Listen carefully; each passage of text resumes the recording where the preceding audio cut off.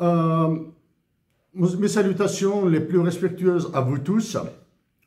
À Monsieur le Président de la Commission de l'Union africaine, à Messieurs les chefs d'État, membres de la CEDEAO, mes salutations à vous.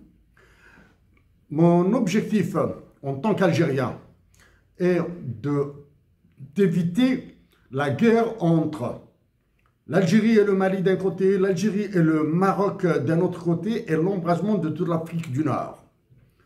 Pour ce faire, je parlerai en français principalement et légèrement et quelques passages en anglais. Si je dois revenir vers l'anglais dans une autre intervention, elle sera faite dans cette langue intégralement. Parce que le français est prédominant dans les colonies françaises en Afrique, dans les colonies d'Emmanuel Macron, donc je suis obligé de parler en français. To the head of states of all the members of the ECOWAS, my target is to avoid the war between Algeria and Mali, and between Algeria and Morocco. I will be speaking as an Algerian citizen here. My target also is to destroy completely and fully the ECOWAS, the West African Economic and Monetary Union, the Bank of Africa, Banque africaine de développement, the African Bank for Development. My target is to destroy them. I have said before that these organizations are terrorist ones. I repeat it now. I apologize, I cannot sustain my speech fully in English because the main colonies of Emmanuel Macron in Africa are using French in their official commitment. Dans une première partie, j'aborderai les équilibres explosifs entre l'Algérie, le Maroc et le Mali. J'aborderai ensuite, bien sûr, cette gigantesque manipulation du drone entre l'Algérie et le Mali. Mais pour cela, je lance un appel dès à présent à toutes les populations africaines victimes du franc CFA de se soulever pacifiquement pour demander à leurs dirigeants, qui sont de facto, d'abandonner immédiatement le franc CFA. Faute de quoi, Emmanuel Macron fera de vous une bouillie pour chiens. Pour cela, je vais remonter, j'ai qualifié le franc CFA d'arme de destruction massive. D'accord? J'ai qualifié le franc CFA de génocide fiduciaire. J'ai qualifié la BCEAO, la Banque centrale des États de l'Afrique de l'Ouest, la CEDEAO, l'Union économique monétaire ouest-africaine, l'Union monétaire ouest-africaine, la Banque africaine de développement, d'organisation internationale interétatique africaine de terroristes.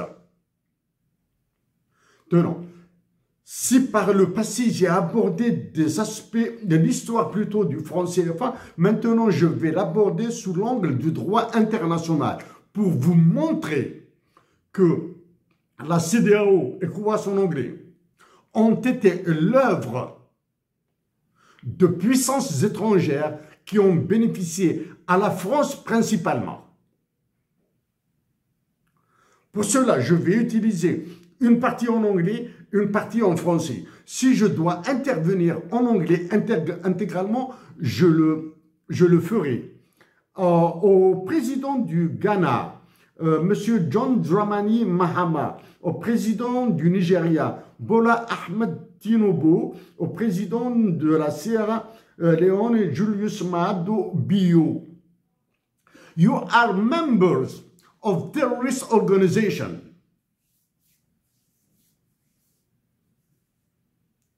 Your dignity, your political dignity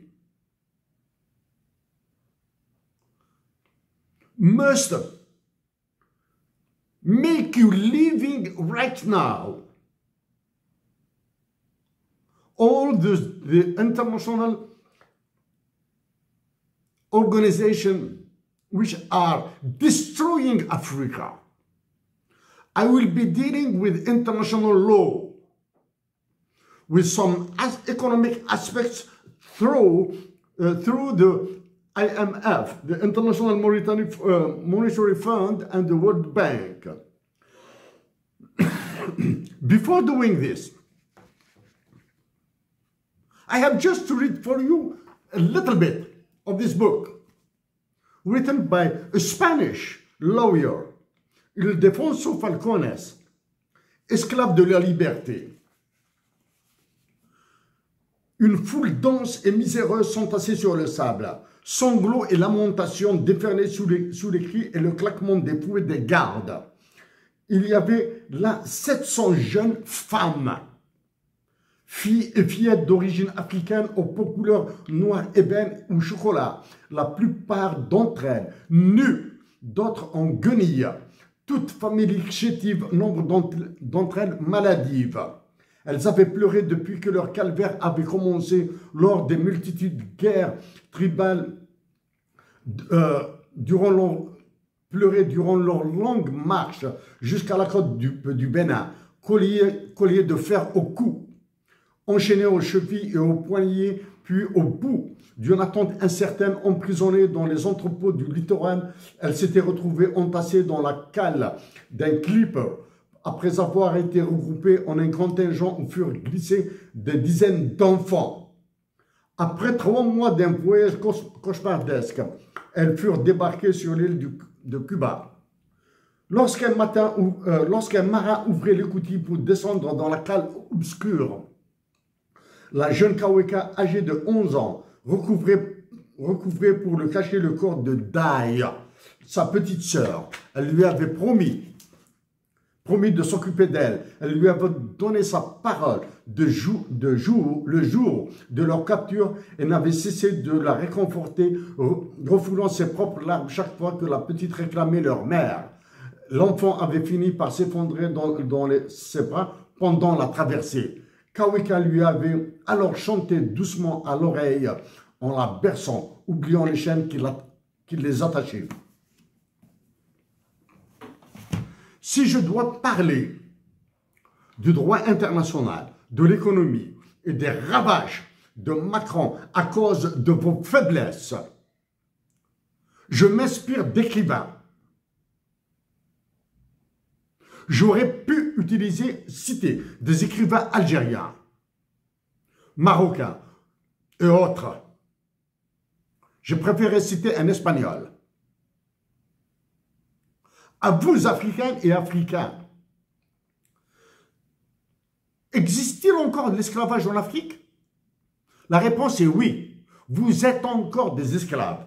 Vous êtes des esclaves de puissances étrangères. Vous êtes des esclaves d'une monnaie qui s'appelle le franc CFA. Vous êtes les esclaves de dictatures militaires qui sévissent dans vos pays.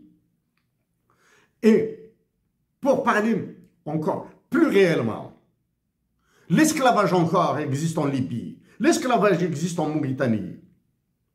Le pire, probablement, des esclavages, c'est que vos États, ceux qui vous dirigent, ont accepté des seuils de pauvreté de 2,15 $ par jour imposés par la Banque mondiale. Alors que vous êtes riches. Non, avant de parler, je suis obligé de parler à tous les chefs d'État. Je reprendrai les dettes de vos pays. Les États membres de la CEDEAO, le Bénin, Cap-Vert, Gambie, Ghana, Guinée, Libéria, Guinée-Bissau, Nigeria, Sénégal, Sierra Leone, Togo, après, en excluant le Burkina Faso, le Mali et le Niger qui ont décidé de quitter la CEDEAO. Une décision à leur honneur, ça c'est la première. Une décision courageuse, ça c'est la deuxième. Deuxième qualité. Une décision dangereuse. La preuve, je la donnerai dans la démonstration quand je parlerai de cette histoire de drone entre le Mali et l'Algérie et de ce qui se passe entre le Mali et le Maroc. Ça, c'est là.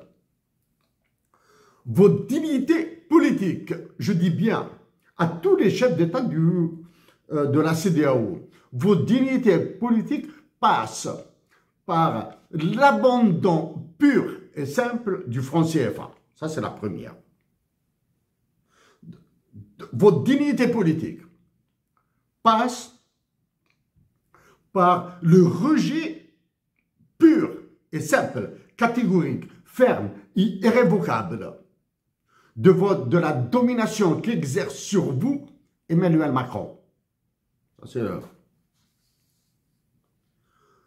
début avril, je me suis adressé au président du Togo, Faure Gnassingbé, qui est président du Togo depuis 2005.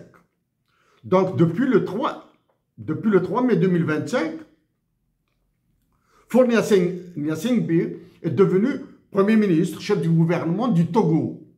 Et ils ont nommé un président de la République. Le président de la République du Togo, M. Jean-Lucien Sadi de Tové, âgé de 86 ans, est juste à titre honorifique. Il n'a aucun poids politique, il n'a aucun pouvoir de décision. Monsieur Faure Gnassingbé, s'agit-il d'une manœuvre d'Emmanuel Macron? Je vous demande de ne pas répondre à la question, parce que je le sais. Oui, c'est Emmanuel Macron qui vous a manigancé cette entourloupe comme l'État français a l'habitude de le faire dans toute l'Afrique. Tous les présidents de la France ont manipulé leur colonie africaine. Le seul pays qui résiste actuellement, c'est la nation algérienne, c'est même pas l'État algérien.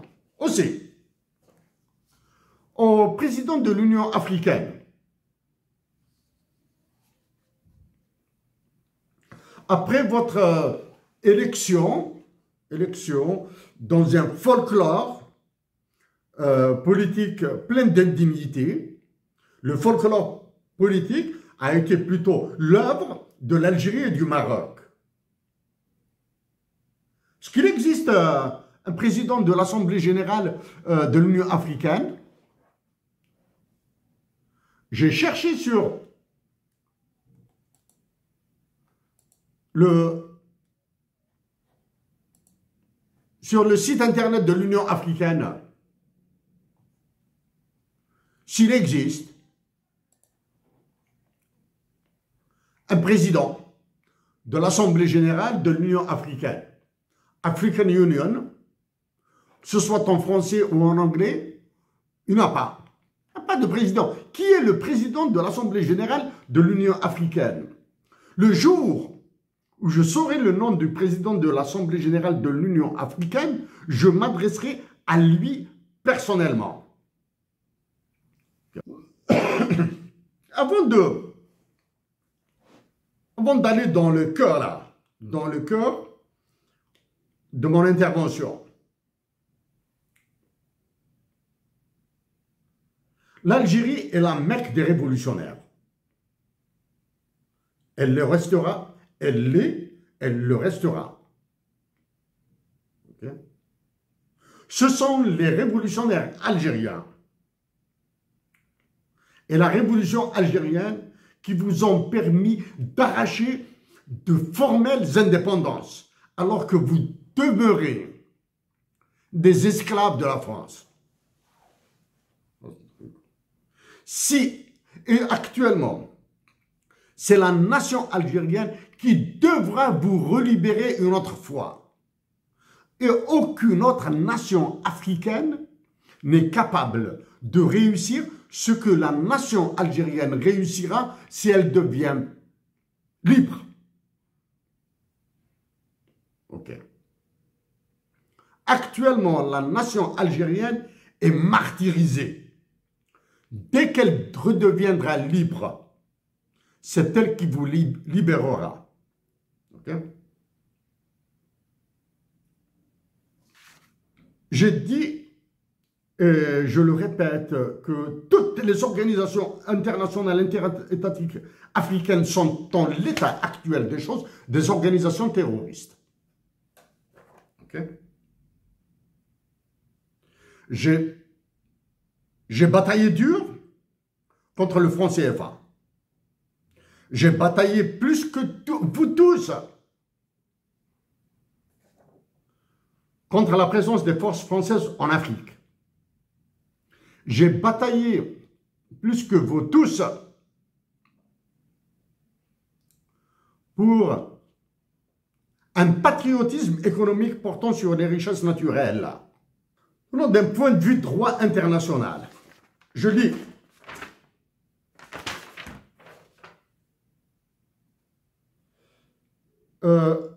C'est en anglais. 4 May 1967, in accordance with Article 7.2, the Article of Association for the Establishment of an Economic Community of West Africa, done at Accra on 4 May 1967, were concluded pending the formal establishment of the community preamble. Thereafter, 2 additional agreements were concluded. The treaty establishing the Community of West Africa, concluded at Abidjan on 17 April 1973, between the Ivory Coast, Mali, Mauritania, Niger, Senegal, and Upper Volta, Burkina Faso, and came into force on 1st January 1974 and deposited with the government of Upper Volta. And second, the Treaty of Economic Community of West African States, ECOWAS, concluded at Lagos on 28 May 1975 between Benin, the Gambia, Ghana, Guinea-Bissau, Ivory Coast, Liberia, Mali, Mauritania, Niger, Nigeria, Senegal, Sierra Leone, Togo, and Upper Volta, came into force on June 1975 and deposited with the government of Nigeria. Donc, la création de la CEDEAO et l'ECOWAS remonte à 1967. Depuis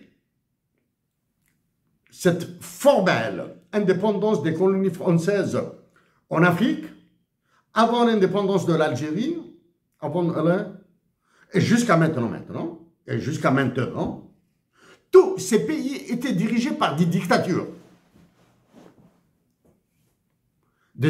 militaires. Tous, absolument tous, et sans aucune exception. L'ECOWAS a été imposé par les Anglais et les Français.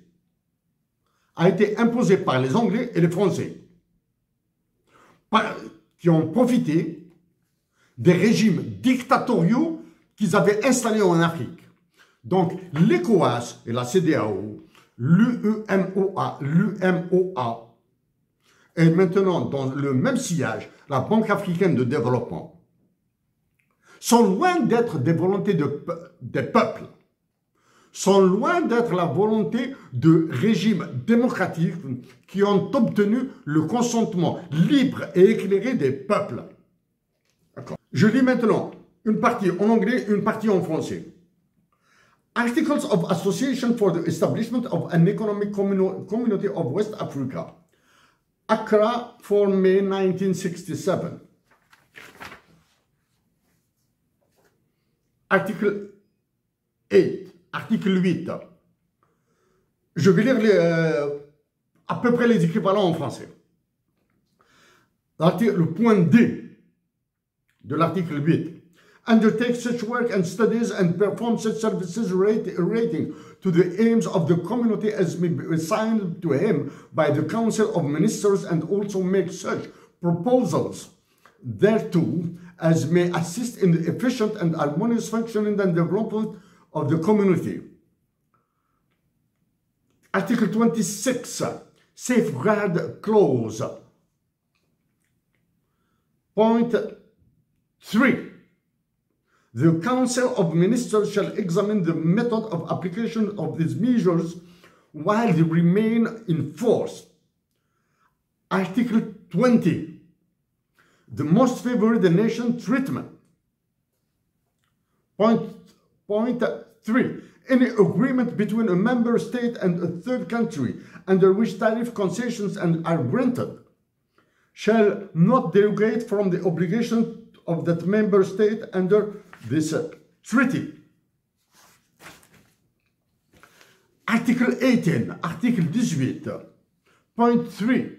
A member state may, after having given notice to the other member states of its intention to do so, introduce or continue to execute restrictions on or prohibitions affecting the application of security laws and regulations, the control of arms, ammunition, and other war equipment and military items, the protection of human, animals, or plant health or life, or the protection of public morality.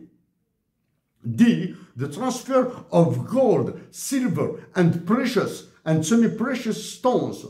Or E. The protection of the natural treasures. Ok? Ça, ce sont un aperçu. Juste, hein? Deux extraits là, de l'article 26, de chapitre 3 de l'article 12 et de l'article 20. Ok? Et voici. Allez-y sur le site internet de l'ECOWAS, des Nations Unies. Vous allez trouver le traité de la création de la CEDEAO, ECOWAS. Pour faire simple, quand vous lisez un traité, un droit international, en anglais, vous allez trouver le point-virgule, c'est une question de typographie. Le point-virgule, il est collé au mot. Quand vous allez vers la traduction en français, ou bien quand vous allez vers le même traité écrit en français, si vous trouvez que le point-virgule est collé en français, au mot, dans la traduction française, sachez que c'est un texte en anglais, c'est-à-dire qu'il est sourcé chez les anglo-saxons.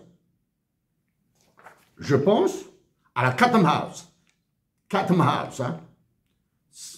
Chatham House, c'est l'équivalent de la Rand Corporation, de Heritage Foundation aux États-Unis d'Amérique. C'est elle qui impose ces droits en Afrique, ces droits internationaux à travers la planète entière et à travers toute l'Afrique. Maintenant, quand vous lisez, quand on trouve l'article 26, ça c'est de 1967, Safeguard Clause, et quand vous trouvez la mention de Most Favored Nation dans ce traité, c'est-à-dire qu'ils ont appliqué au peuple dominé, au peuple africain esclave, les recommandations du GATT, qui est devenu l'OMC, avant même la naissance de l'OMC. Okay? Maintenant, c'est l'article 20, Most Favored Nations, et la clause de sauvegarde, c'est l'article 26. Ils vous ont appliqué l'accord du GATT et de l'OMC alors que vous étiez sous des régimes dictatoriaux, des régimes militaires dictatoriaux. Maintenant, en français, Article 14, pourtant, dans les statuts de la CEDEAO, le Conseil économique et social, il est créé un conseil économique et social. Ce conseil a un rôle consultatif et est composé des représentants des différentes catégories d'activités économiques et sociales. Consultatif, c'est-à-dire il n'a aucun pouvoir de proposition, il n'a aucun pouvoir de décision. Ça, c'est le truc. La composition et l'établissement et l'organisation du Conseil économique et social sont définis dans un protocole y afférent. C'est-à-dire, on vous envoie au diable. Article 15. La Cour de justice, création et compétences. Il est créé Cour de justice. Hein. C'est comme ça. C'est-à-dire, il y a même des fautes. Il y a même des fautes. Il n'est pas dit, il est créé une Cour de justice de la communauté. Cette Cour de justice est une coquille vide qui brille par son absence actuellement. Article 16. Tribunal arbitral, création et fonction. Il est créé un tribunal d'arbitrage de la communauté. C'est comme l'organe de règlement différent de l'OMC s'appelle l'ORD, s'appelle pas tribunal. Okay? Parce que les représentants à l'OMC ne sont pas des élus. Est-ce que ceux qui sont à la CEDEAO, à l'UEMOA, à l'UMOA sont des élus? 12. L'article 12, le traité révisé de la CEDEAO. Dans l'exercice de ses fonctions, la Cour de justice est dépendante des États membres et des institutions de la communauté. Les dépendants de qui, là? Les arrêts de la Cour de justice ont force obligatoire à l'égard des États membres, des institutions de la communauté et des personnes physiques et morales. OK? Article 27. Sciences et technologies. A. Renforcer les capacités scientifiques de l'Afrique. B. Assurer une application appropriée de la science et de la technologie. Ça, c'est la création dans le baratin de la création de la CEDEAO. Dans le cadre de cette coopération, les États membres s'engagent à harmoniser au niveau communautaire leur politique nationale relative à la recherche scientifique, etc., etc. Je vous signale que article 27, sciences et technologies, il y a une faute. Technologie, il est écrit avec T-E-C-H-T-E-C-N-O-L-O-G-I-E. Il manque le H. Dois-je aller dans l'interprétation des articles d'après? Non. J'ai dit au début que c'est la révolution algérienne qui a permis l'indépendance formelle de certains États africains. OK? Je le répète, c'est la nation algérienne qui vous libérera de votre esclavage actuel. Une fois, la nation algérienne recouvrera sa liberté. OK? Avant, j'ai dit et je le répète, la nation algérienne est en train de résister dans la paix. Je souhaite qu'elle continue à résister dans la paix, mais à cesser d'être passive. Donc, c'est le même souhait que je dois exprimer à toutes les nations africaines. Et en particulier aux nations massacrées par le franc CFA. Et l'intelligence de la paix. Je vais parler après du Mali, de l'Algérie et du Maroc, hein, du Burkina Faso et du Niger. Pas encore. J'essaie d'être simple dans mes mots, parce que le reste est très compliqué. Au président de la Commission de l'Union africaine, M. Mahamoud Ali Youssef, ancien ministre des Affaires étrangères de Djibouti. J'attendrai de vous une réaction pour me dire uniquement qui est le président de l'Assemblée générale de l'Union africaine. OK? Ça, c'est le. À vous, Mahamoud Ali Youssef, président de la Commission de l'Union africaine. Vous vous apprêtez à rencontrer l'Union européenne. Allez-vous vendre encore plus l'Afrique? Allez-vous encore vendre plus l'Afrique? Oui, vous allez le faire. Parce que vous n'avez aucune dignité politique. Parce que vous n'avez aucun souci d'affranchissement de toutes les Africaines et des Africains. Vous allez vendre encore l'Afrique. Et c'est pour cette raison que c'est la nation algérienne avec la participation de la nation marocaine et tunisienne qui vous libéreront. Voilà.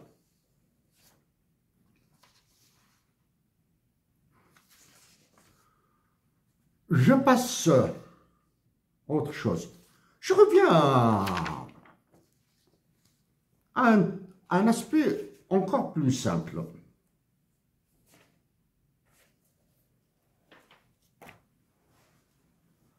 Parce que le Premier ministre du Niger est parti à Washington, FMI, Banque mondiale.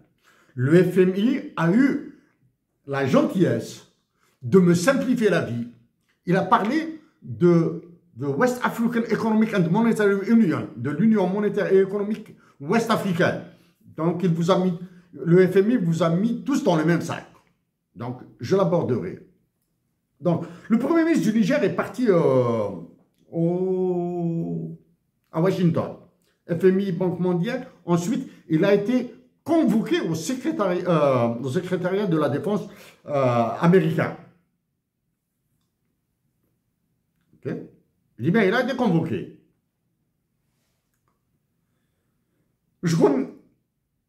J'ai été au siège du FMI et de la Banque mondiale. J'en ai parlé, je ne vais pas en remettre une couche. Parlez maintenant de quelque chose de relativement simple à comprendre. Le président des États-Unis d'Amérique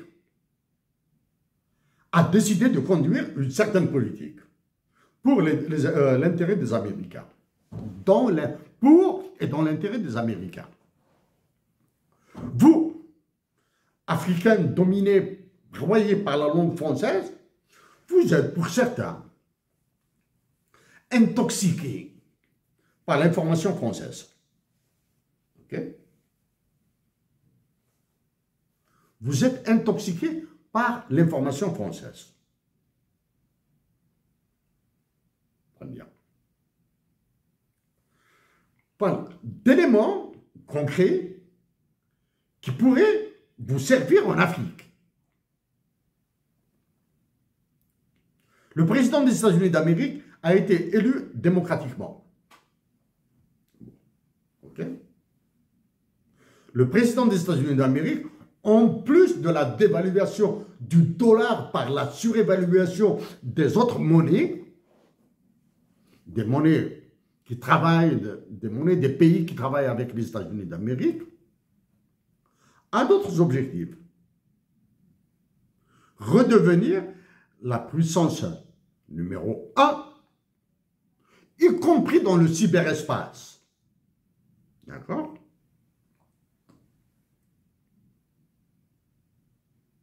Il a mis le Mexique et le Canada dans une pression terrible.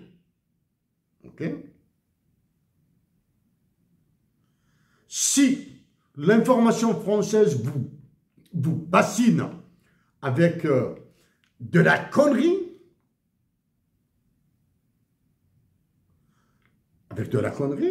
posez-vous une seule question. Pourquoi l'Union européenne est en train de massacrer la migration africaine vers l'Europe? L'Union européenne. Si ce qu'elle fait est bon pour l'Union européenne, donc ce que fait le président des États-Unis d'Amérique, pour les migrants, est bon. Et encore, lui, il ne vise que la migration illégale. Ok? Si le président des États-Unis d'Amérique veut redevenir une suprématie, il le deviendra. Ok? Au Canada, qu'est-ce qui s'est passé au Canada? Je vous parle du Canada.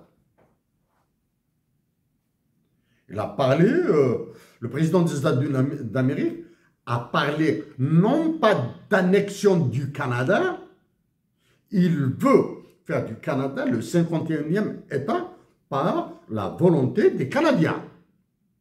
Il a dit qu'il n'utiliserait jamais la force. Ça, c'est le truc. Il utilisera d'autres leviers économiques.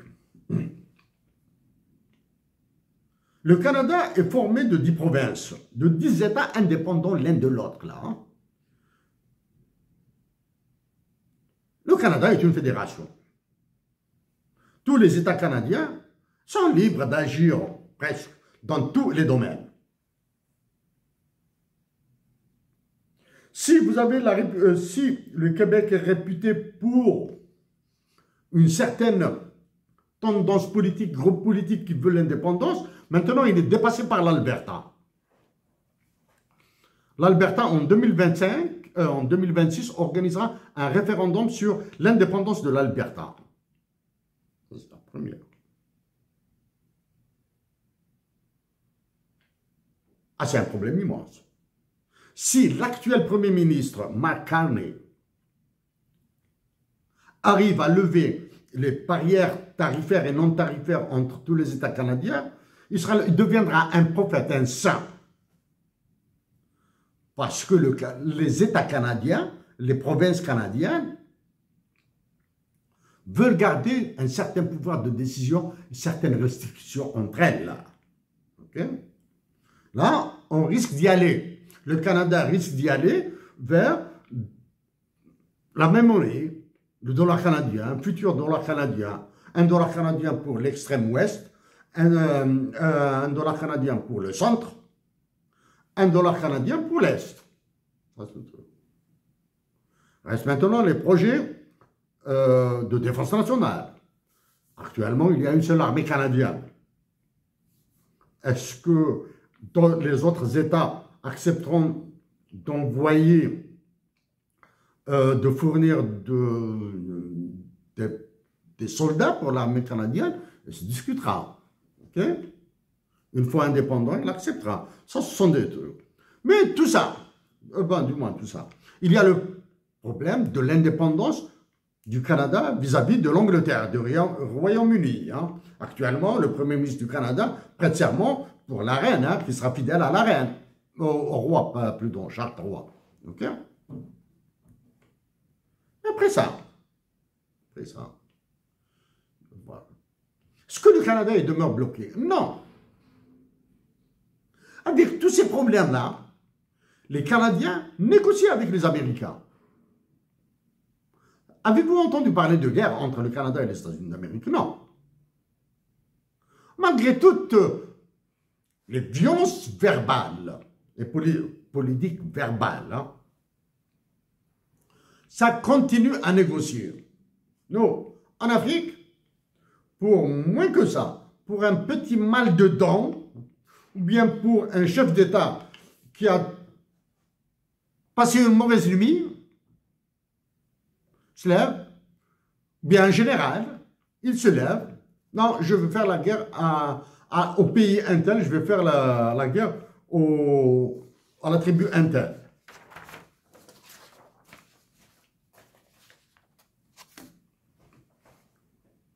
Il est temps que vous vous réveillez. Maintenant, je reviens à des problèmes de la dette.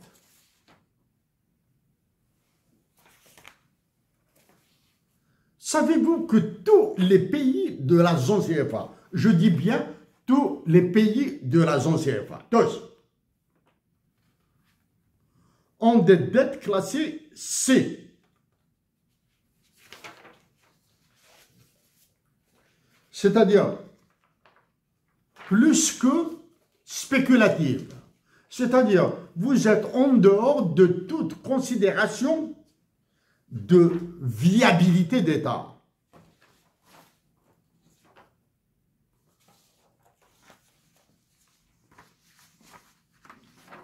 Quand vous lisez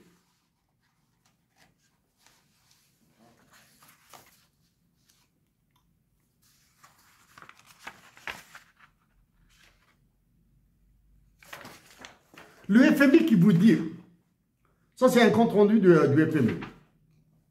The Central Bank of West African States, BCAO. Remarquez bien, hein, ça c'est un texte, un communiqué du FMI. The Central Bank of West African States. C'est en anglais. Entre parenthèses, il vous met BCAO, c'est en français. Banque centrale des États de l'Afrique de l'Ouest. Vous voyez maintenant des empreintes.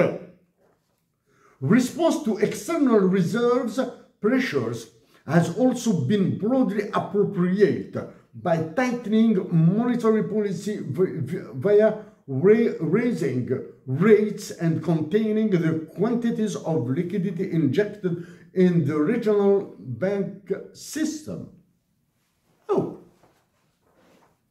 Quand le FMI prend tous les pays affiliés qui sont alimentés par la BCAO de crétins,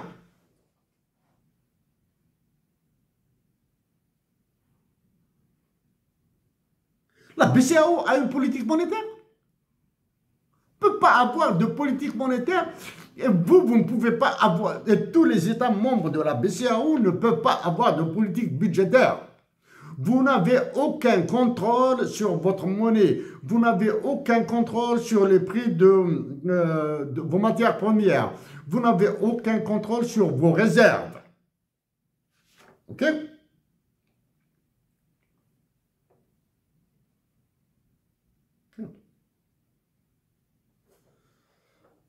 J'ajoute, communiqué du FMI toujours.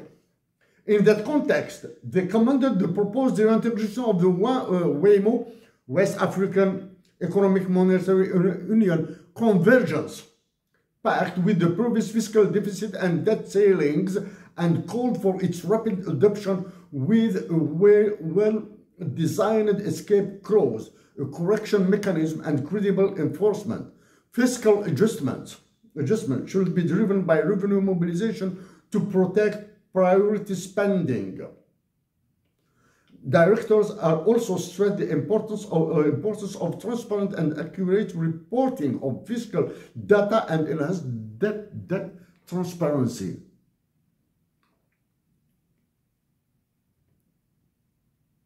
La réintroduction de la convergence économique, convergence des objectifs, inflation, emploi, au niveau de la CEDEAO, au niveau de l'Union économique et monétaire ouest-africaine. Directors welcomed BCAO's tight monetary stance, which helped bring inflation back to the target range and support reserve. Est-ce que la BCAO contrôle l'inflation dans vos pays? C'est une torture.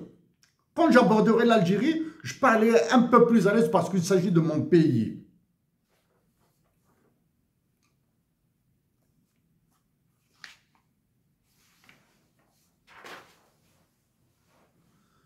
Ça, c'est pour l'aspect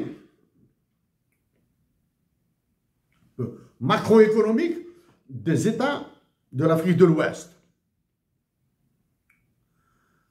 Le Premier ministre du Niger pourra vous dire, ou bien fera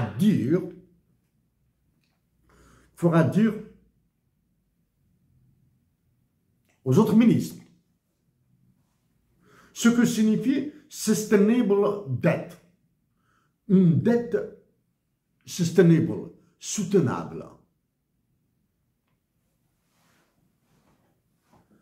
Sachez que tous les pays du Sahel sont connus comme étant the poor countries heavily indebted, les pays pauvres et lourdement endettés.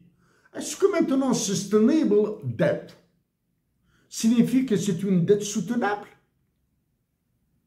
Ou bien est-ce que c'est une dette qui va durable, qui durera jusqu'au 32e siècle? Je pense que plutôt ça. C'est une dette qui durera aussi longtemps que existeront certains peuples s'ils ne sont pas exterminés par les famines, par les maladies, par les guerres. Ok. Maintenant, le questionnement, pourquoi ces États ne sont pas déclarés en faillite? Parce que Emmanuel Macron a besoin de vos ressources naturelles. Ok. Maintenant, je passe au président de la Banque africaine de développement.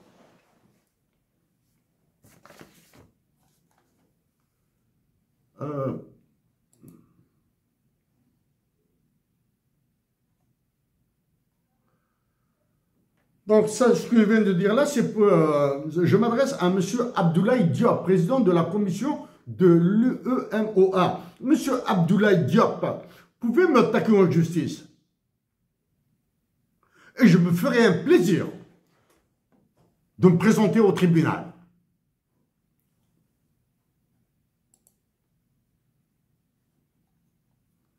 Ça, c'est le site de l'Union africaine en anglais. En français, il est vide. Okay? C'est le président. Bon, je ferme ça.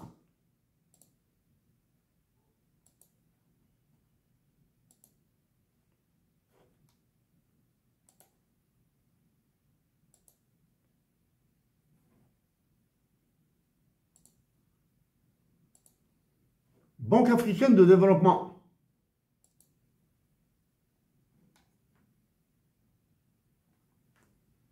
Quant au président de la Banque africaine de développement, c'est sûr, le nom là m'échappe là.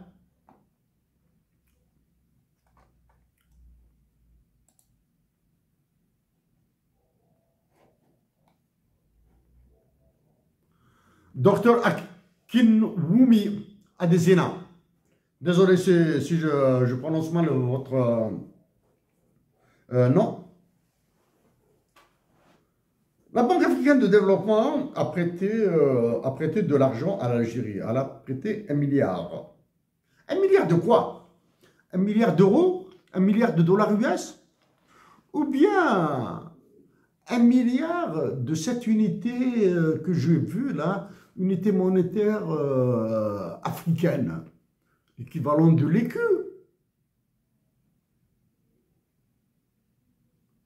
C'est quoi ça? Ça, c'est la première question. La Banque africaine de développement. 2.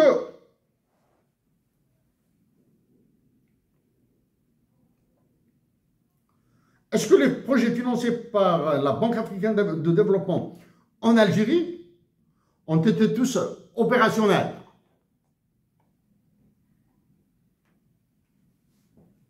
Non. Certains ont été annulés. D'accord? Dans le prêt que la Banque africaine de développement a accordé à l'Algérie, est-ce qu'il y a une libéralité? J'ai cherché pour le trouver. Non. Est-ce qu'il y a une libéralité? Quel est le taux d'intérêt? Donc, Monsieur Akinwumi Adesina, la Banque africaine de développement est incapable d'avancer une quelconque information sérieuse, crédible et vérifiable, parce qu'elle finance des régimes dictatoriaux. Vous financez des États dirigés par des dictatures. Vous avez vos salaires, vous avez vos employés, vous êtes payé. Dans quelle monnaie, s'il vous plaît? Êtes-vous payé dans le franc CFA, en franc CFA, en euros, en dollars? Hein?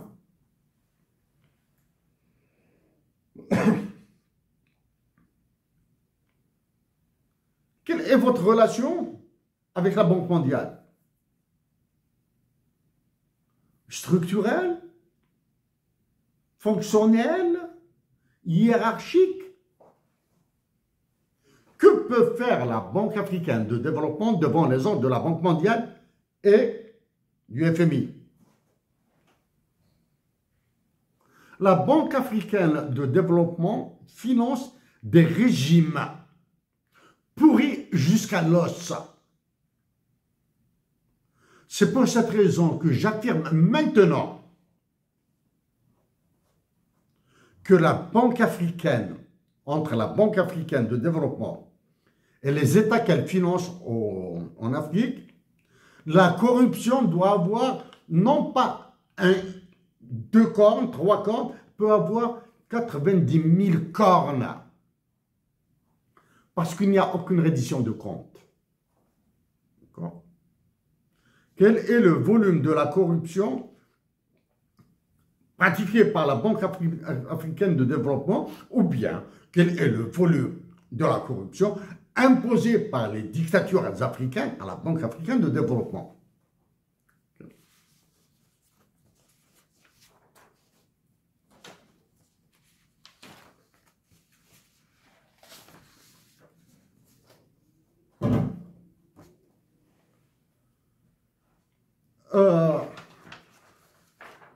Donc, messieurs,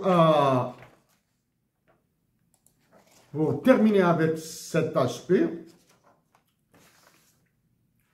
et passer à l'Algérie, Mali et Maroc. J'ai parlé tout à l'heure de dettes soutenables, sustainable debt, ou durable, des pays ravagés par le franc CFA. Et le mot positif du FMI, le Fonds monétaire international. Voici ce que disent les agences de notation, Standard & Poor's, Moody et Fitch, à propos de vous.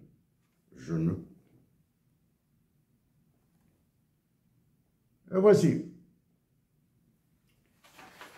pour analyser la dette. Et ça, j'ai ajouté une colonne pour la langue parlée. Hein.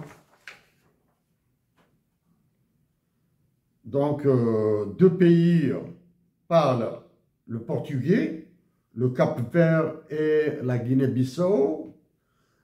2, 4, 5, 8, 8 pays parlent le français. Du moins, ça c'est Standard & Poor's.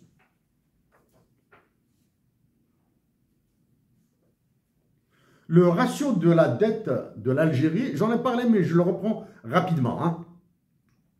Le ratio de la dette des exportations de l'Algérie sur sa dette, exportation sur dette, il est de 12%. Celui du Maroc, la dette du Maroc sur ses exportations, il est de 110,3%. Celui de la Tunisie, de 202,2%. L'Algérie, il est de 12%. Ratio exportation, dette. Pourquoi exportation, dette? Parce que si vous supposez que toutes les exportations d'un pays sont destinées au remboursement de la dette, il faudra 12 années d'exportation, dans le cas de l'Algérie, hein, il faudra 12 fois les exportations d'une année donnée pour qu'elle rembourse sa dette. Je reviendrai sur la dette de l'Algérie. 110 fois pour le Maroc, 202 fois pour la Tunisie. Pour la Gambie, 198,6%. Pour le Ghana, 167,5%. Pour le Libéria, 179,1%. Pour le Nigeria, 163,4%. Pour la Sierra Leone, 182,7%. Pour le Bénin, le Bénin de Patrice Talon, 278,6%. La Côte d'Ivoire, 202,6%. La Guinée, 42,80%. Le Sénégal, 545,40%. Le Togo, 148,2%. Le Cap-Vert, 242,3%. La Guinée-Bissau, de 407,5%. Comment voulez-vous croire aux affirmations du FMI que votre dette est soutenable? Vous ne pouvez pas la rembourser là.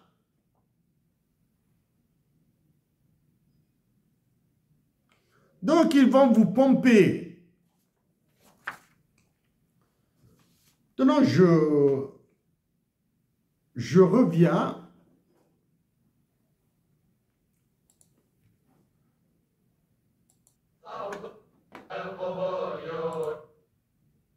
Tout ça, on l'a nourri au sérum.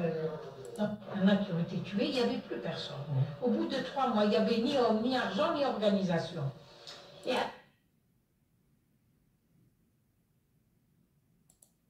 je suis obligé de montrer ça. Il a fait plusieurs prisons et il était en France, il a eu l'origine politique parce qu'il a fait des rêves de la faim. Il est arrivé peut-être en janvier, lui à Souza, et dans le jardin, on lui a dit, tu es un invité. Quand elle est arrivée, au mois avant d'avoir fini. Ça c'est bon. Maintenant, je reviens vers l'Algérie, le Maroc et le Mali. Une histoire de drone, une histoire pas rocambolesque, hein.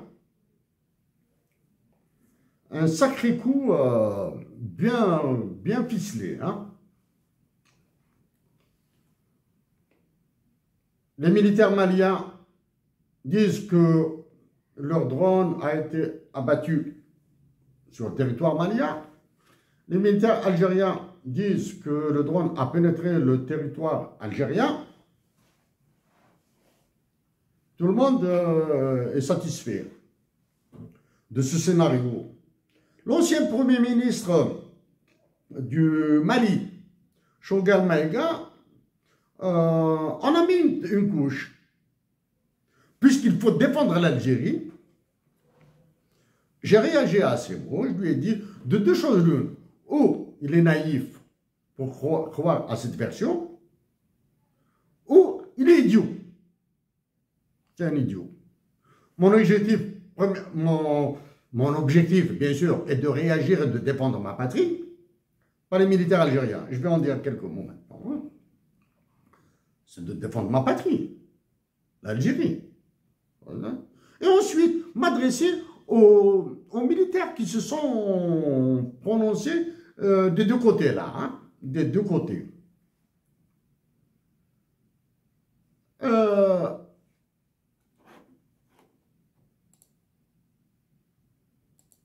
La CEDEAO, après l'incident,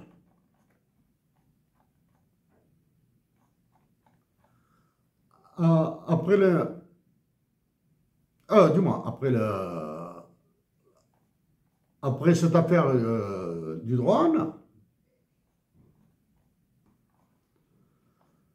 après cette affaire de l'Algérie, la CEDEAO a publié,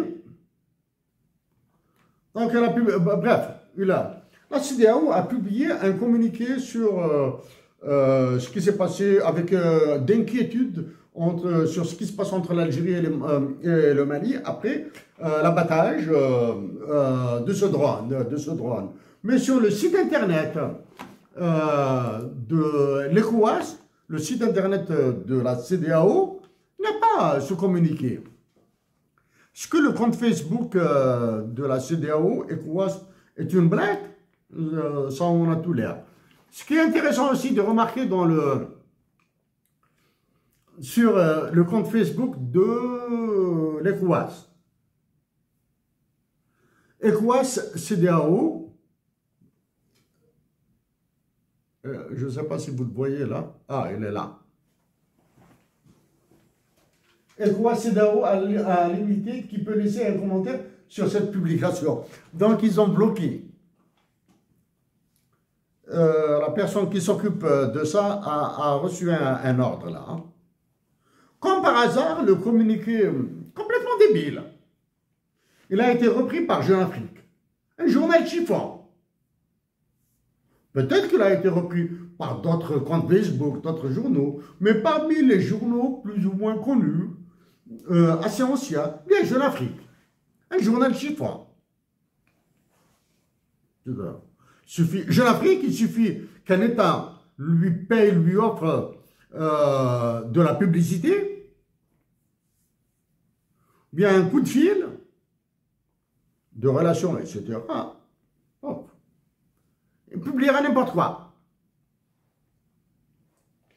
Donc, ce qui s'est passé entre l'Algérie et le Mali, cette histoire de drone, j'attendais une réaction des militaires des deux bords là. Hein. Mais les militaires des deux bords ont montré leur idiotie. Hein.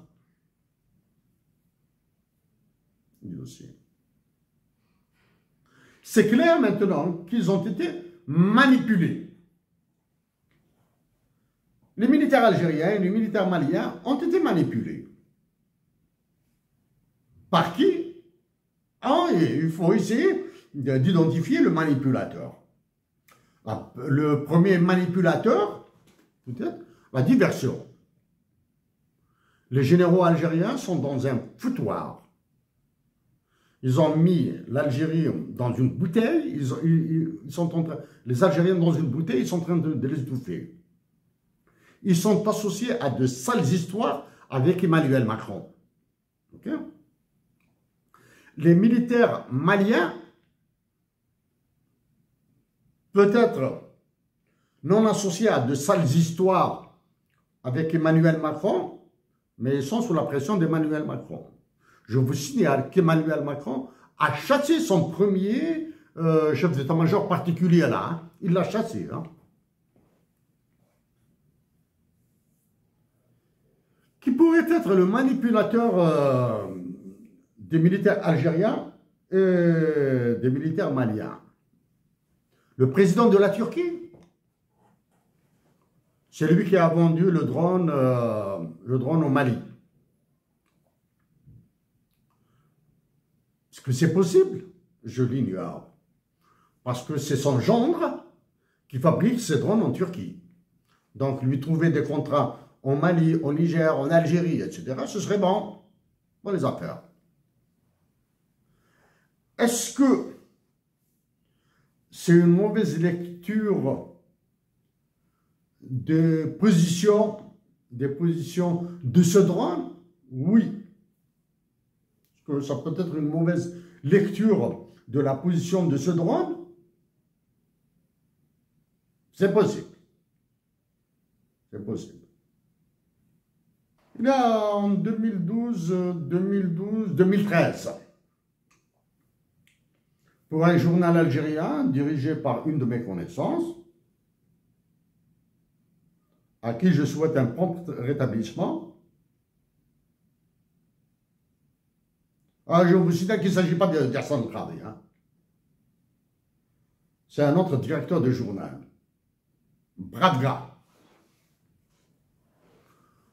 M'a demandé, en échangeant, je lui ai dit que ça, je peux te couvrir brièvement la situation des frontières algériennes.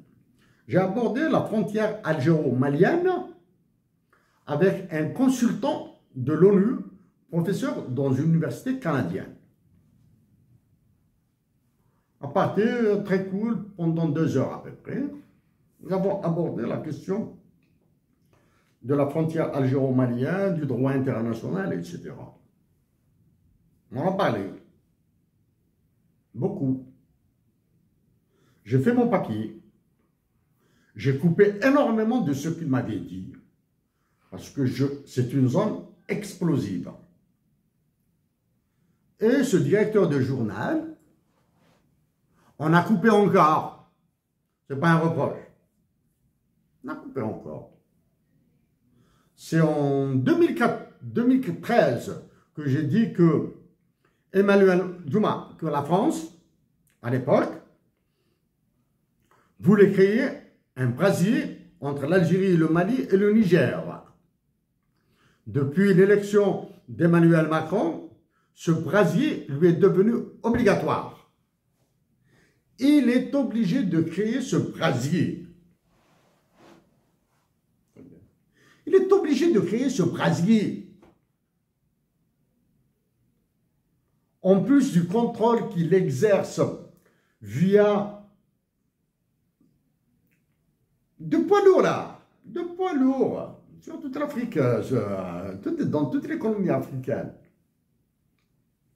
Politiquement, stratégiquement, et pour préparer, et pour politiquement, stratégiquement, pour la survie de la France, et pour préparer la révision constitutionnelle en France pour qu'il ait un troisième mandat, il est obligé de garder ses colonies africaines. Pour garder ses colonies africaines, il doit affaiblir au maximum l'Algérie, c'est ce qu'il a réussi magistralement bien, hein, avec un état-major qui lui appartient. L'état-major de l'armée algérienne appartient à Emmanuel Macron. Celui qui occupe la présidence de la République algérienne est une conciergerie pour Emmanuel Macron. Quand vous faites la somme de toutes les idioties africaines dans les colonies françaises, vous avez, c'est du pain béni pour Emmanuel Macron. It is bread and butter. Bread and butter pour Emmanuel Macron. C'est du pain et du beurre pour Emmanuel Macron. Okay?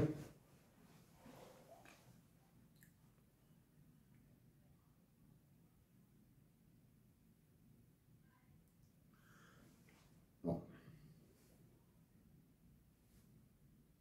Le Mali, dont la forme, a les mêmes problèmes que l'Algérie. En Algérie, les prisons sont bourrées de détenus politiques. En Mali, les prisons maliennes sont bourrées de détenus politiques. D'accord? En Algérie, le commerce est contrôlé par le commerce international est contrôlé par les généraux et une certaine kakistocratie. En Mali, la même chose. En Mali, quand vous avez les dirigeants du Mali, quand ils ont décidé d'instaurer certains taxes, il y a eu un mouvement de réaction extrêmement violent. Mali. Ça. Et ensuite, vous avez mis, pour faire diversion, vous avez mis tout sur l'Algérie et probablement que vous avez créé cet incident. Ça peut être une utilité. Maintenant, c'est le cas du Burkina Faso. N'est pas Thomas Sankara qui veut. N'est pas Thomas Sankara qui veut. N'est pas Moumié qui veut. N'est pas Hussein Ahmed ou Abban Ramadan qui veut, ou bien la Bible Mehdi qui veut, là. Ok? Ils ont à peu près les mêmes problèmes. Le Mali, du moins les mêmes problèmes, dans la forme, certains problèmes se ressemblent dans la forme.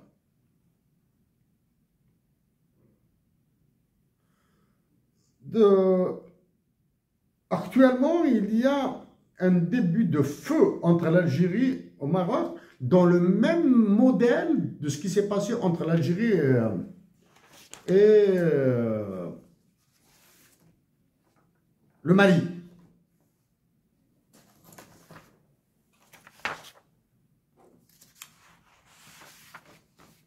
Maintenant,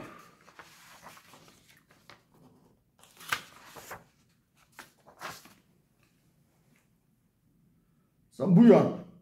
Récemment, avant de continuer, le 8 mai passé, c'est la célébration du 8 mai. Ça devait être la célébration du 8 mai, la commémoration du 8 mai 45 et de la bravoure de la nation algérienne.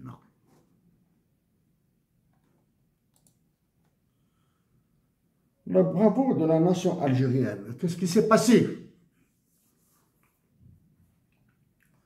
Les généraux algériens ont arrêté un compatriote, un Algérien, qui a dit que Tamazir fait ceci, cela, etc., etc. L'Algérie a lancé un mandat d'arrêt international contre un écrivain qui s'appelle Kamel Daoud. Fallait-il le faire?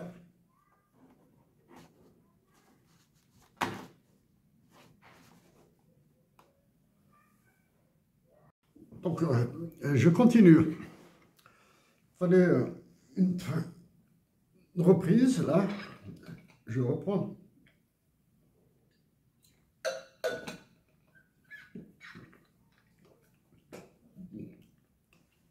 Donc récemment, il y a une semaine de cela, la nation algérienne a été privée de commémorer le 8 mai 1945, le massacre de Sétif, Guelma et Kharata.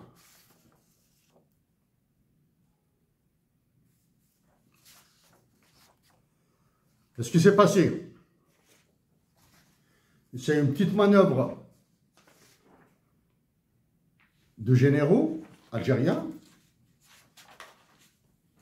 pour contrer la délégation des députés qui devaient venir en Algérie. C'est une connerie. Les généraux algériens sont spécialistes dans les conneries. Autant que les militaires, tous les militaires africains, tous. Pour contrer le déplacement de la délégation de parlementaires français en Algérie, probablement d'autres personnalités en Algérie, ils ont lancé l'opération de Kamel Daoud. Non satisfait de cette opération qui vise aussi à bloquer tout processus de règlement entre l'Algérie, entre l'État algérien et Emmanuel Macron, pas l'État français, hein, entre l'État algérien, c'est-à-dire celui qui occupe sa conciergerie à El Mouradia, et ces généraux qui sont à l'état-major de l'armée algérienne à Inadja. Il fallait qu'il casse ça. Parce qu'entre cette affaire, n'a rien de politique. Ce sont des intérêts privés qui sont en jeu. Alors que les généraux algériens, s'ils veulent enfoncer Emmanuel Macron, n'ont qu'à ordonner à leur presse, ou bien payer Jeune Afrique par exemple, pour dire que Emmanuel Macron a pris de l'argent pour son élection présidentielle, son élection de 2017 d'Algérie. Ils vont l'enfoncer. Mais ils sont incapables de faire ça, parce que Emmanuel Macron les tient. Okay? Les problèmes politiques de l'Algérie avec la France, je dis bien les problèmes politiques et économiques de l'Algérie avec la France, seront réglés par l'Union européenne, par la présidente de sa commission. Et les différents commissaires, bien sûr, etc. Ça, c'est le problème. Et l'Algérie va céder. Ok? L'Algérien est extrêmement faible.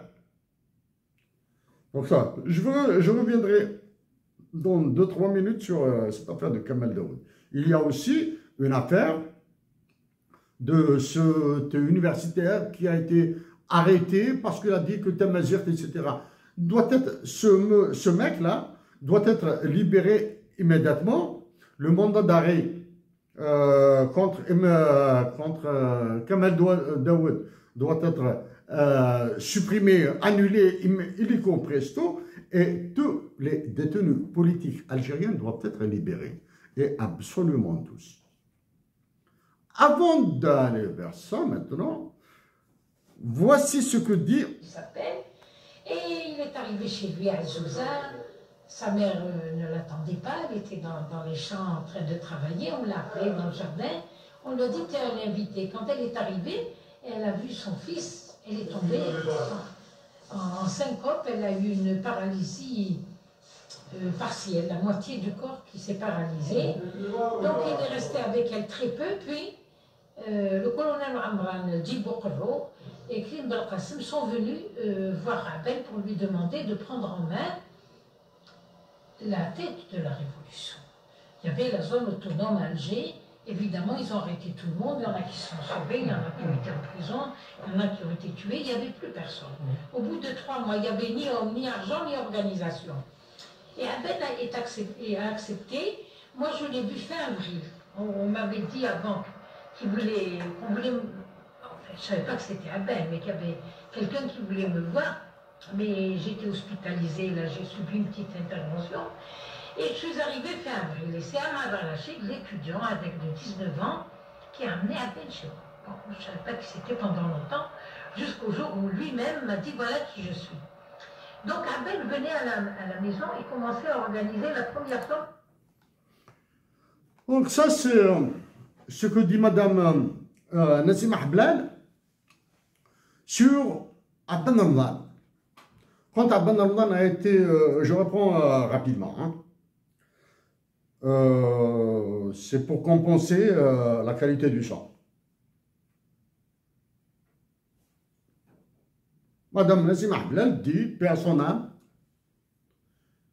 révolutionnaire elle aussi, dit que Abban Ramadan, après sa libération de prison, Abban Ramadan est parti chez lui à Azusa.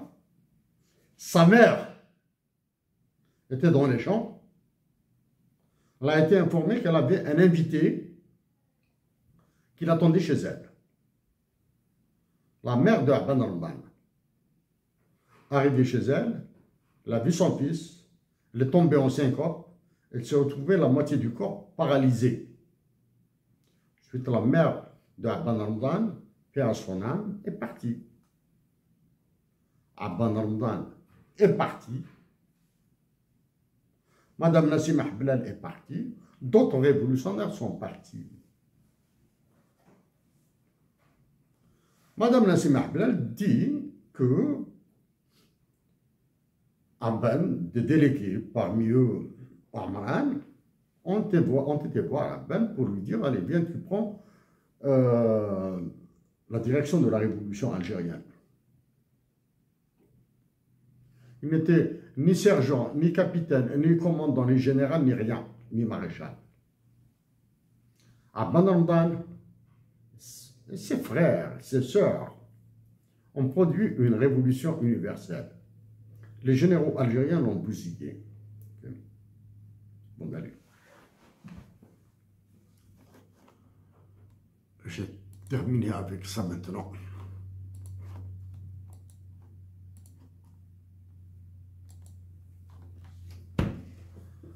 Je suis plus à l'aise maintenant. J'ai terminé avec ça.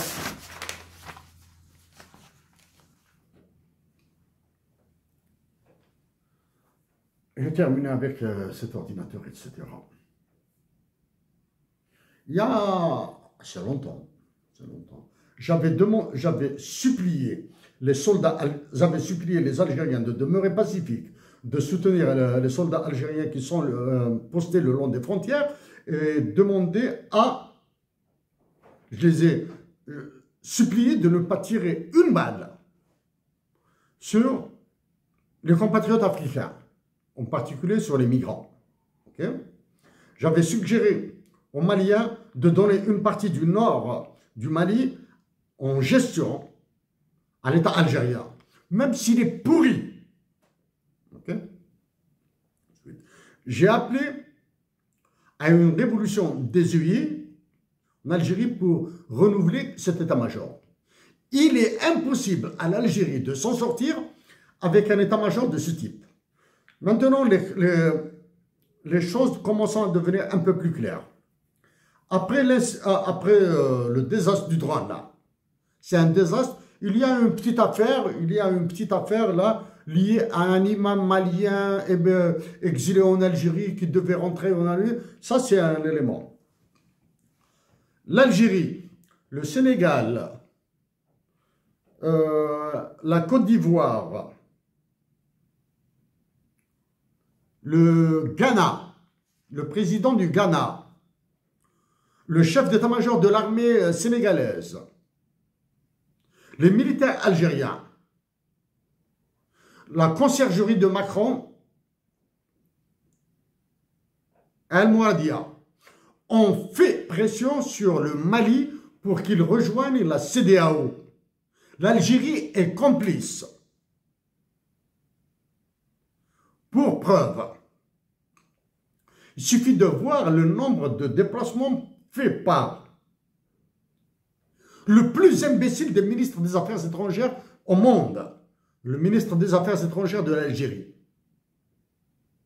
Les déclarations qu'il a faites, comme le nécessaire rétablissement de la règle de droit en Mali. C'est comme si en Algérie, la règle de droit était une règle en or.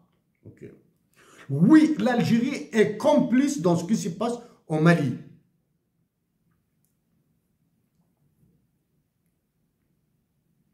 Okay.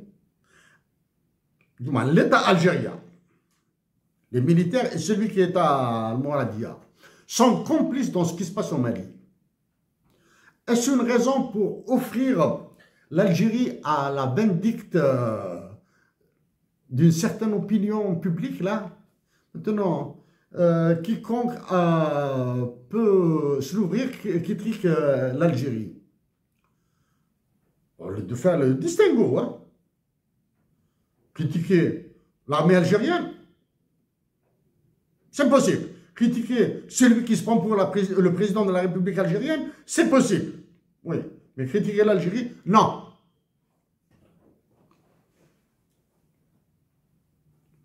Je gaspille mon temps à réagir à Emmanuel Macron, Dominique de Villepin, Benjamin Stora, Jacques Attali et autres. Touchez pas à la nation algérienne. La nation algérienne est dans le creux de la vague actuellement. Mais c'est la nation algérienne, une fois libérée, qui vous libérera. Ok? Je sais pas. Ensuite, les militaires algériens, dans l'idiotie qui les caractérise, les généraux algériens qui les caractérisent, ont arrêté un universitaire pour Tamazight, qui a dit des choses sur Tamazight. Ce monsieur qui a dit des choses sur Tamazight, etc., a le droit de dire ce qu'il veut sur Tamazight.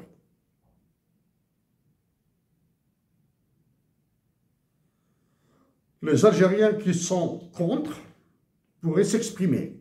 Sauf que, ils sont opprimés eux aussi. Ok? Le 8 mai 1945, a-t-il été célébré à Sétif Galmahrata? Non! Où est-ce qu'il y a eu une petite cérémonie? C'est à Tizi Ouzou. Ok? Je dis, donc celui qui critique Tamazight en Algérie sera assassiné, foutu en prison, etc. Non. Et si celui qui propose la dotation de l'Algérie d'élimination albinaire en Tamazight en arabe, il sera mis dans l'acide ou quoi?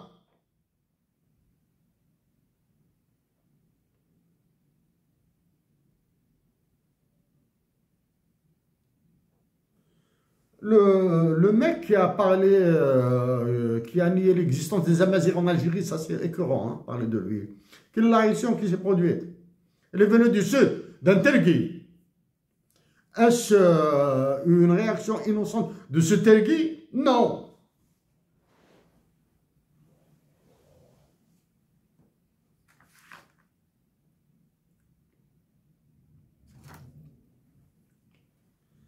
Tellement compliqué, c'est tellement complexe à démêler.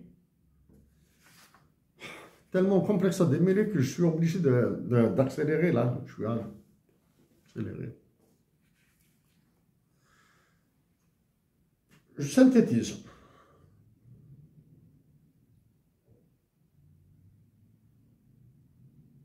L'Inde et le Pakistan sont en guerre. Ils sont en train de négocier. Le Canada et les États-Unis d'Amérique sont en guerre. Ils sont en train de négocier.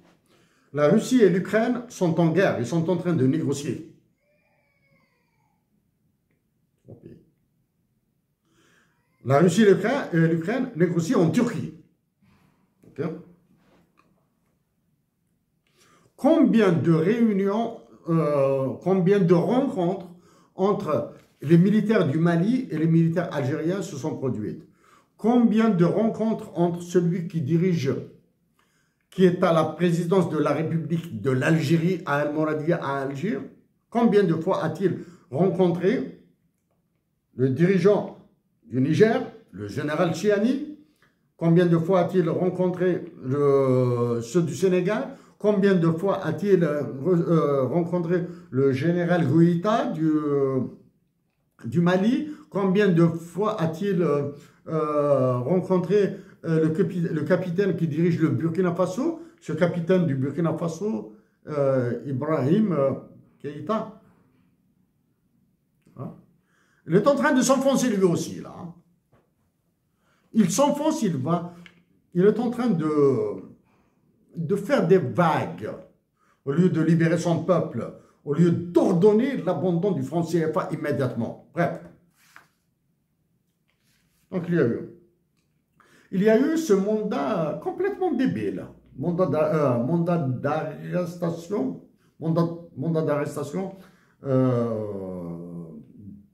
via Interpol demandé par l'Algérie. L'arrestation de Kamal Daoud. Kamal Daoud est venu dans les bagages d'Emmanuel Macron à Alger. Ils ont fait un tour, un village de Dao, je sais pas moi quoi, à Saint-Pierre, à Oran, là. On fait tour. Il est dans le confort. Kamal Daoud, c'est à vous que je m'adresse. Vous êtes un objet de manipulation des généraux, de Macron, etc. Ils vous manipulent parce que vous êtes insignifiant.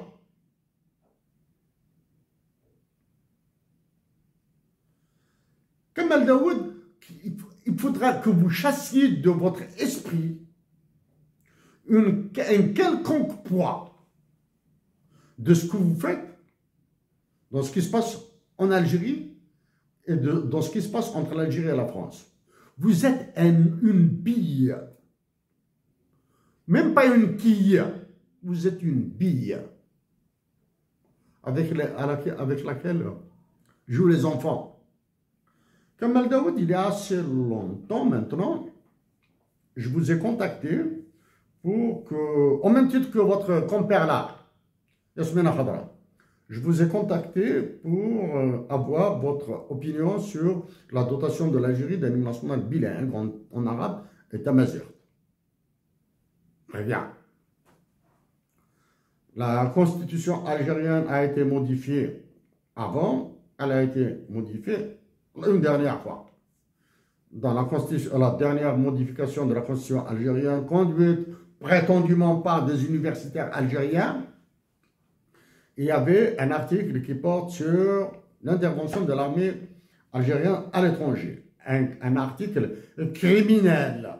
Mais par contre, la constitution d'avant, personne ne sait qui l'a rédigé. Okay? Vous êtes absent. Vous croyez que votre nom est associé à de sales histoires, et je préfère, je m'abstiens de m'associer à ça. Kamal Daoud, que pensez-vous de la dotation de l'Algérie d'un hymne national bilingue? Ah, vous allez me dire que voilà un mec qui a parlé du droit international, de l'économie, du franc CFA, etc., parce qu'il n'a rien à voir avec la littérature, etc., etc. Non, je viens de vous lire un passage de ce livre. Ça veut dire que la littérature m'intéresse. Dois-je citer des Algériens vivants que je lis? Je préfère les laisser tranquilles. Mais les Algériens vivants que j'ai lus, je les cite dans des sujets un peu plus durs que ça, hein, dans des théories d'économie, de relations internationales. Hein. Mais vous, jamais. Rien. Et pourtant, nous avons signé dans le même journal ensemble, hein, dans le quotidien d'Oran. Oui, Kat Bessine, à l'âge de 17 ans, défendait l'Algérie à Paris. Kat Bessine est mort. Je préfère parler des morts. C'est un plaisir, c'est une joie. Oui, je préfère parler de Aziz Chouaki, écrivain algérien mort en France. Un écrivain qui aimait l'Algérie. D'accord? Mais je préfère vous associer à Comment il s'appelle là, l'écrivain marocain là, hein? Belgeloun. Tahar Belgeloun. Vous êtes du même calibre là. Vous êtes dans la même truc là. Même truc insignifiant, etc. Donc, tous les détenus politiques doivent être libérés. Ça, c'est la première. Ça, c'est pour permettre, même aux généraux qui contrôlent l'Algérie, de respirer. Là, ils sont en train d'étouffer. Hein. L'actuel prétentieux dirigeant de l'état-major de l'armée algérienne doit partir chez lui, là. Il y a aussi les généraux qui contrôlent la Banque d'Algérie, les généraux qui contrôlent l'aviation, les généraux qui contrôlent le CERIST doivent partir. Parce qu'ils ont montré leur faiblesse et leur peur. Ce ne sont pas avec des généraux peureux que l'Algérie s'en sortira. Le général américain, l'anglais, là, il vous a fait ramper. Par contre, celui, le militaire, le capitaine du militaire, du Burkina Faso, a osé l'affronter. A osé l'affronter, du moins dire ce qu'il pense. Je vous signale que les généraux en Algérie, on dirait, sont produits par des lapines. La production de généraux en Algérie est une production de lapines. Chaque jour, chaque 6 mois, on peut avoir un général. Le secrétaire d'État à la défense des États-Unis d'Amérique a dit qu'il va supprimer 20% des généraux les plus hauts gradés de l'armée américaine. La différence entre un pouvoir civil et une démocratie à l'américaine et un pouvoir militaire. Un animateur de télévision, ancien militaire lui-même, pas général, a dit qu'il va supprimer 20% des officiers généraux de l'armée américaine. En Algérie, le 5 juillet prochain, on aura 250 autres généraux. Donc, il n'y a pas peut-être une arme. Bon, maintenant le Mali, le Niger, là, le Mali, le Niger et le Burkina commencent à nous rattraper là. Ils ont autant de militaires en prison qu'en Algérie.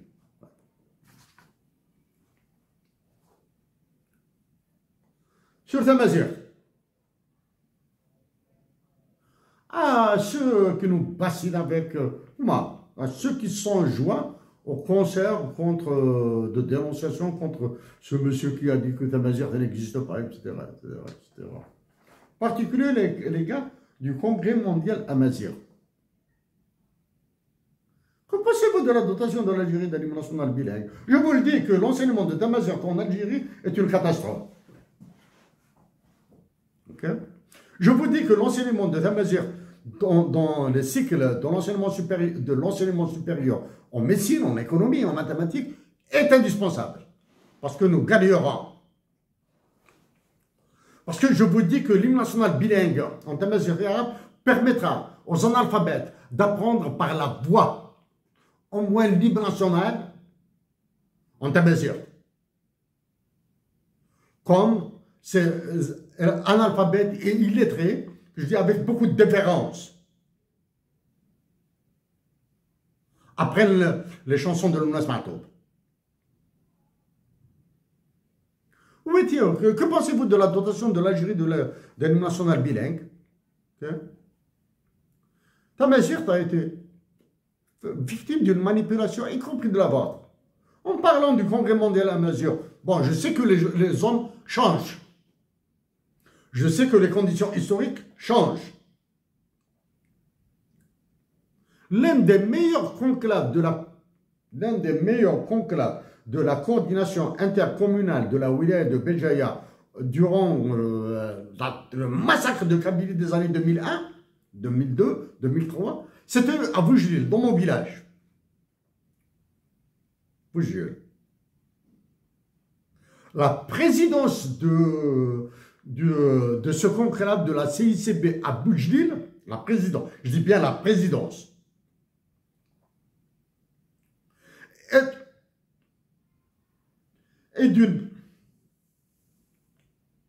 a été somptueuse, extraordinaire, de par la hauteur, la qualité et la conduite des débats. Ils étaient tendus. Ok? Le conclave a duré toute la nuit.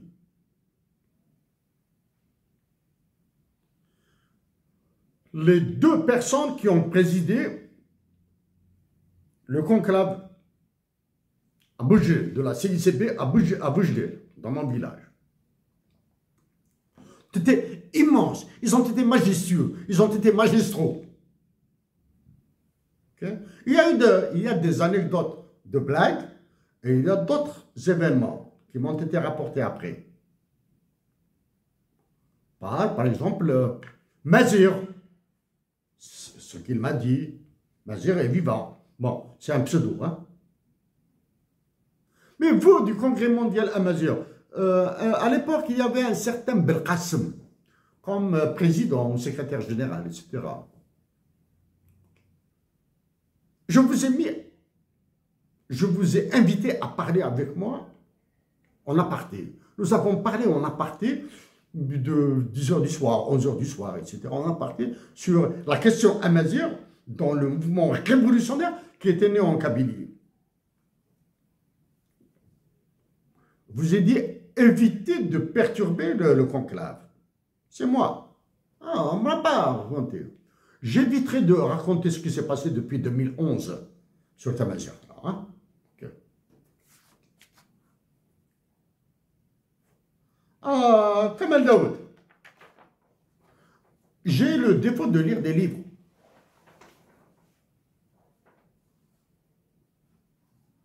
J'ai le défaut de lire des livres. Je vous lis quelques passages. Il manque quelques phrases. Extraite du livre Une histoire de la guerre du 19e siècle à nos jours. Ouvrage collectif en anglais, écrit sous la direction de Bruno Cabane et traduit vers le français. Bruno Cabane est un Français, professeur d'histoire aux États-Unis d'Amérique et non pas en France. Je vois la télévision algérienne qui a balancé ce matin une connerie. L'Allemagne, la France s'est inspirée de l'Allemagne. C'est l'Allemagne qui s'est inspirée de la France dans ce qu'elle a fait en Algérie. L'Allemagne a copié ce qu'a fait la France en Algérie. La Première Guerre mondiale a commencé en 1914. La France était présente, elle avait une expérience de combien? De 84 ans en Algérie, de massacre en Algérie. L'Algérie a été colonisée en 1830. La Première Guerre mondiale a commencé en 1914. Cela veut dire 84 ans d'expérience dans l'extermination de la nation algérienne. Bon. Caldwell s'inspirait des chefs militaires, comme le Français Thomas Robert Bugeaud, qui avait fait usage d'une violence extrême en Algérie dans les années 1840. C'est à la page 191. Chapitre la guerre moderne et les mythes de l'impérialisme britannique. En France, la guerre d'Algérie mobilisa encore 1,2 million d'appelés entre 1952 et entre 1954 et 1962. C'est à la page 266. Je répète, en France, la guerre d'Algérie mobilisa encore 1,2 million d'appelés entre 1954 et 1962. C'est à la page 266. Kamal Daoud, si chacun de ces appelés avait tué en moyenne un Algérien, si chacun de ces 1,2 million d'appelés français avait tué un Algérien, ça veut dire que le nombre de victimes est de 1,2 million. Ok? En Algérie. Quelques minutes auparavant, je vous ai montré ce qu'avait dit Mme Nassima Blal, une révolutionnaire paix à son âme, sur la mère d'Arban Ramdan qui est tombée en syncope et paralysée quand elle a vu son fils. Est-ce que la mère de Abban Ramdan est une victime de l'armée française ou non?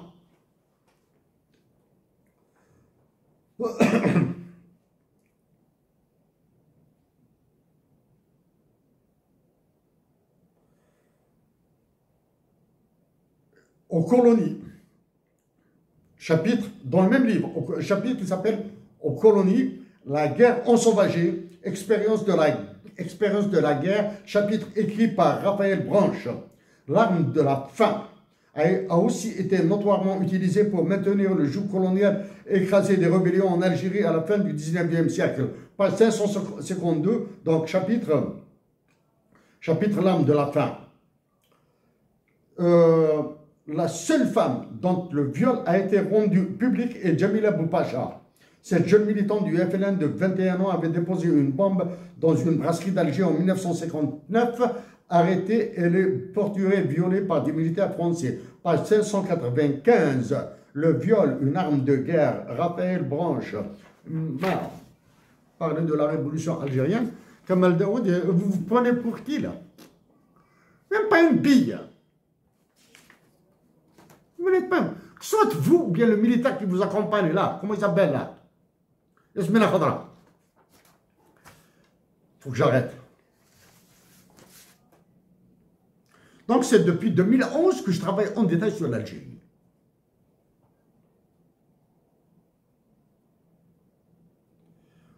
En travaillant sur l'Algérie, bien sûr, en plus de mes études, en plus de ceci, en plus de cela, etc., je lis. Et j'ai rendez-vous avec un livre que j'attends. Il y a un seul livre que j'attends. Tous les autres, je peux les acheter. Ou bien les trouver en bibliothèque. Les coïncidences.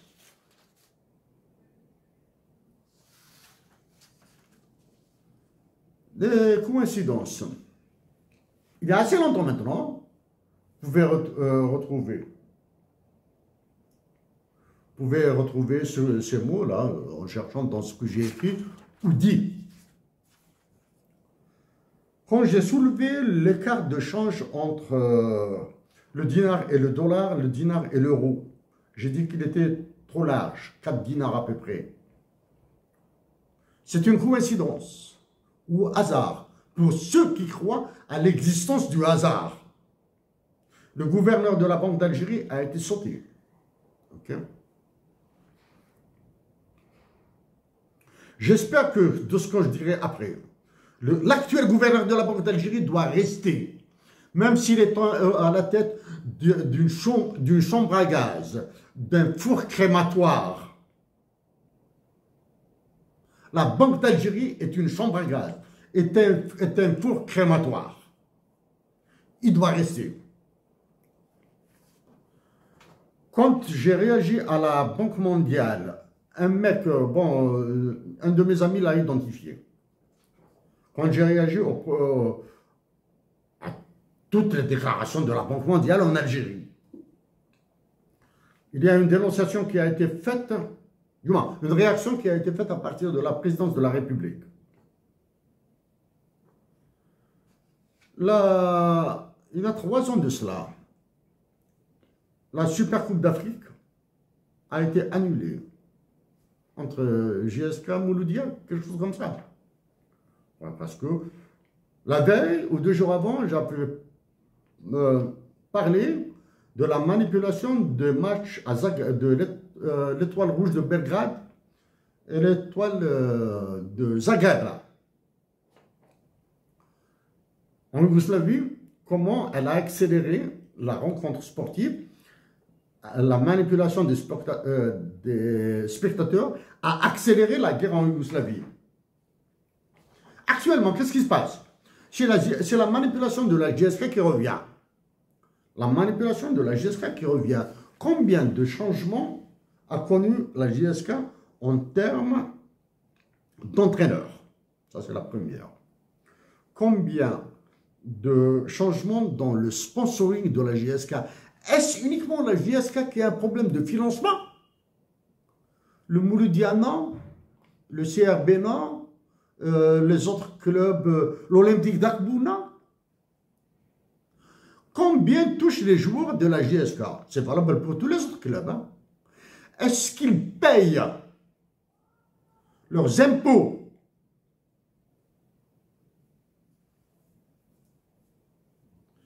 Est-ce que la JSK, est-ce que tous les clubs de football payent des redevances à l'État? Pourquoi avoir supprimé le Paris sportif algérien? La JSK, vous êtes en train de la manipuler.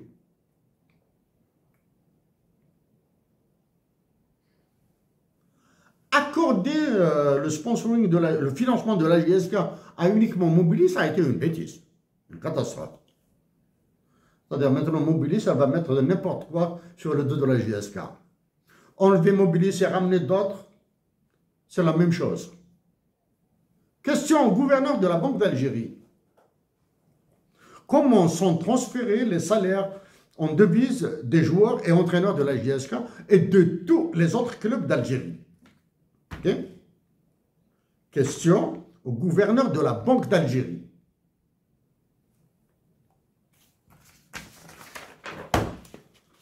Je suis obligé de...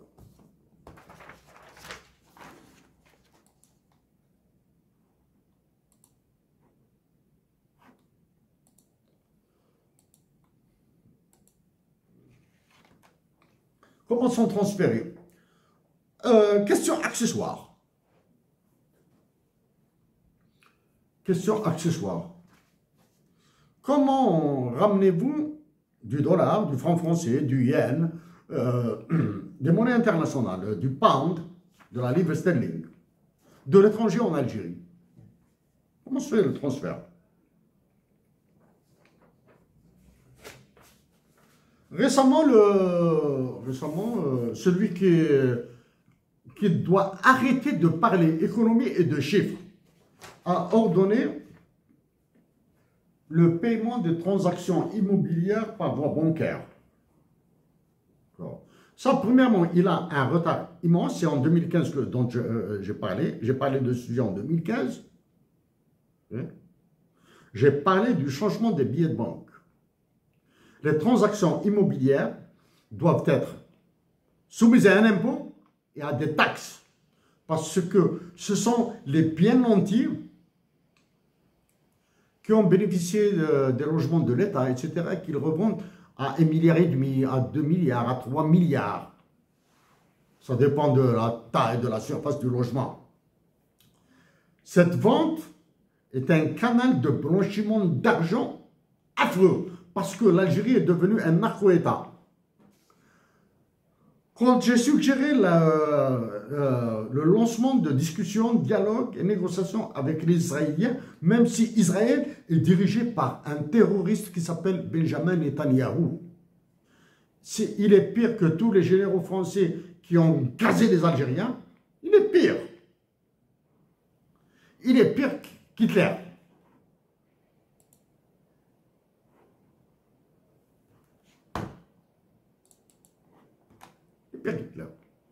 Il fallait lancer des négociations, discussions, on va ouvrir des négociations. J'ai parlé du Mossad. Le lendemain, le Mossad est devenu une affaire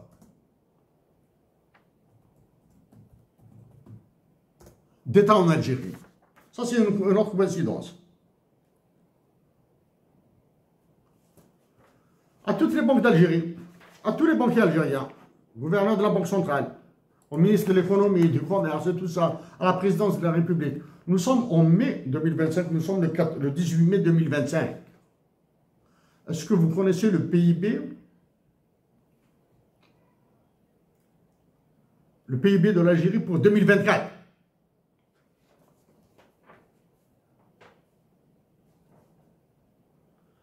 Celui qui occupe la présidence de la République, la conciergerie de Macron, ne fait absolument rien. Il a subi tous les coups d'État possibles. Coup d'État, ça veut dire, c'est le coup d'État le plus salaud. C'est-à-dire, tu restes et tu ne fais rien.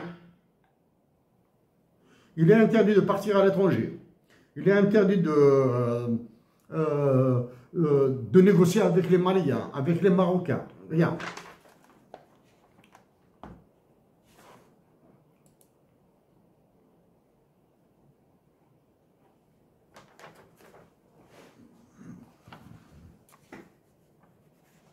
Hôtel.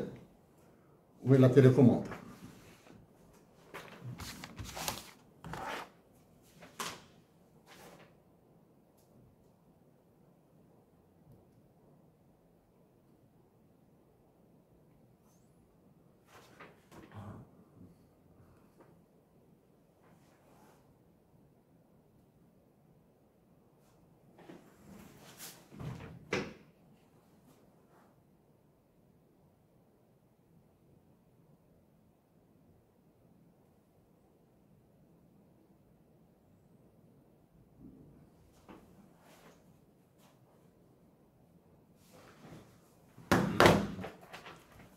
Gouverneur de la Banque d'Algérie.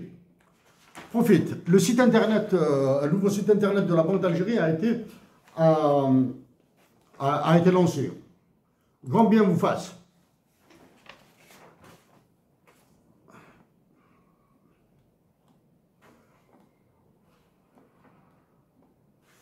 S'il vous plaît, ces chiffres-là, ces chiffres qui tournent là,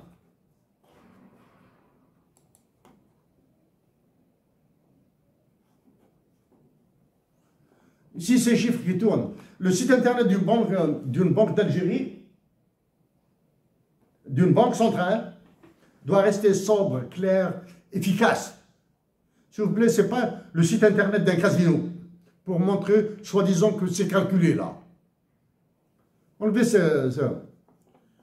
Voici les indicateurs 2024. Négatif.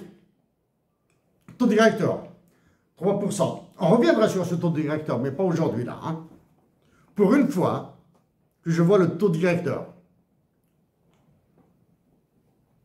Quand on fait un changement de graphique là, quand on change de monnaie ici,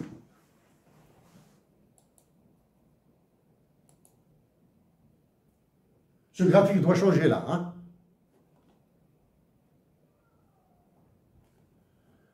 Croissance de la masse monétaire M2, 2,55%, etc., etc. Je vous suggère, croissance du crédit à l'économie, 0,76%, croissance de la circulation fiduciaire. S'il vous plaît, pour les billets de banque, est-ce que vous pouvez séparer les billets de banque de la monnaie métallique? La monnaie métallique est une monnaie illégale, mais licite. OK?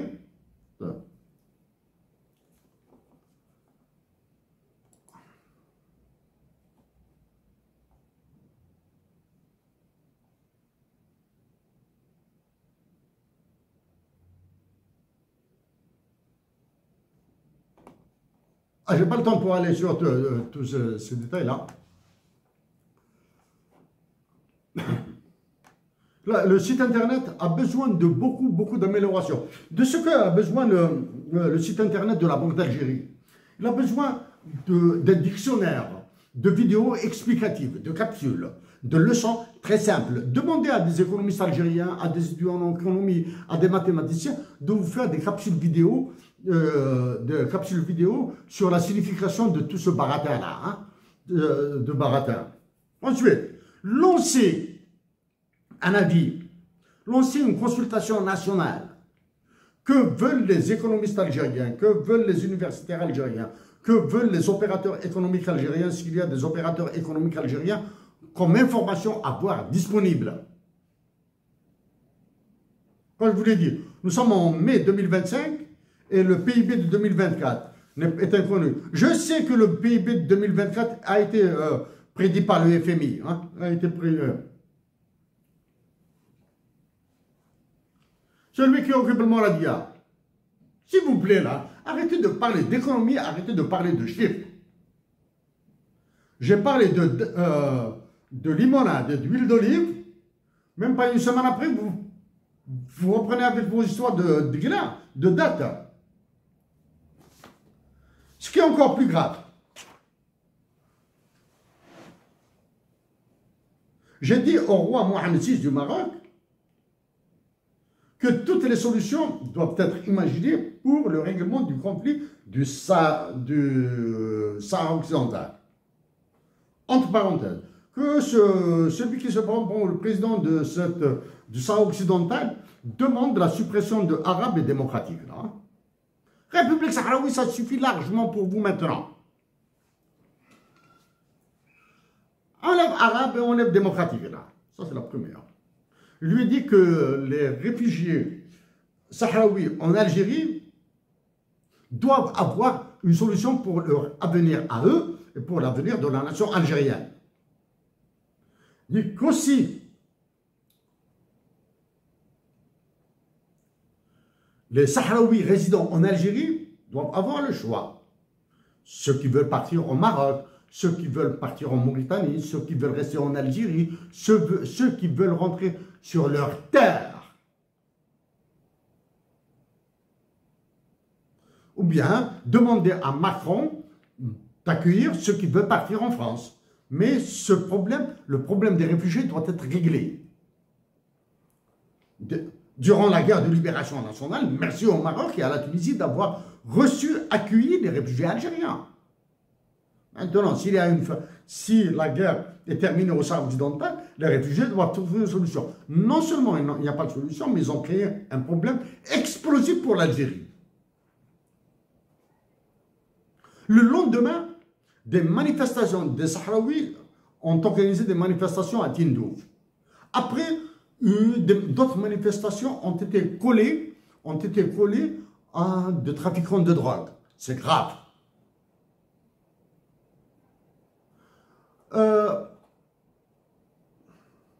Humblement, au roi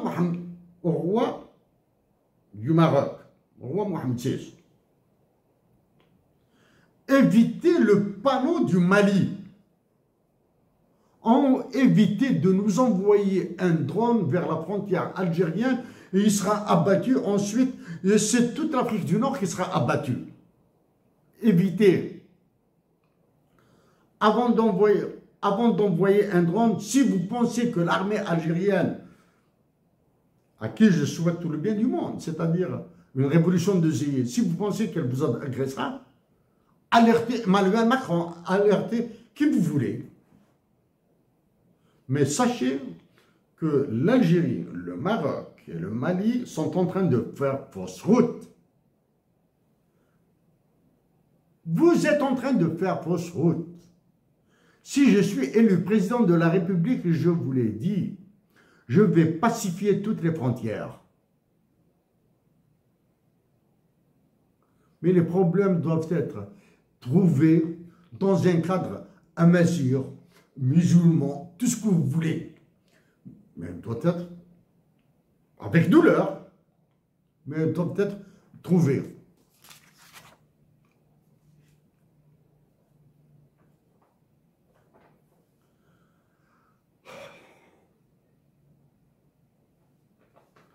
Chers compatriotes d'Algérie, à tous les chefs d'État, à très bientôt.